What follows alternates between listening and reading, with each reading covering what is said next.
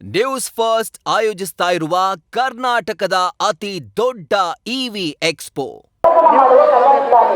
ಇದು ಉತ್ತರ ಕರ್ನಾಟಕದ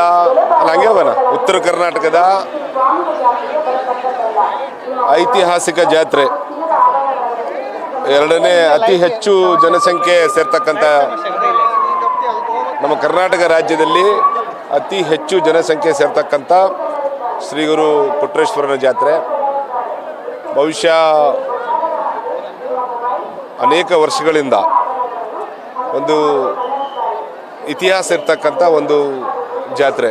ಮತ್ತು ಶ್ರೀ ಗುರು ಕೊಟ್ರೇಶ್ವರ ಪವಾಡ ಪುರುಷ. ಮತ್ತು ಇಡೀ ಕರ್ನಾಟಕ ರಾಜ್ಯದಲ್ಲಿ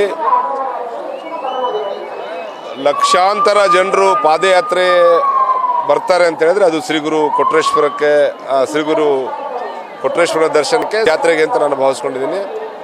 ಹಾಗಾಗಿ ವರ್ಷದಿಂದ ವರ್ಷಕ್ಕೆ ಪಾದಯಾತ್ರಿಗರು ಹೆಚ್ಚಾಗ್ತಾರೆ. ವರ್ಷಕ್ಕಿಂತ ವರ್ಷಕ್ಕೆ ಹೆಚ್ಚು ಜನಸಂಖ್ಯೆ ಸೇರ್ತಕ್ಕಂಥದ್ದು.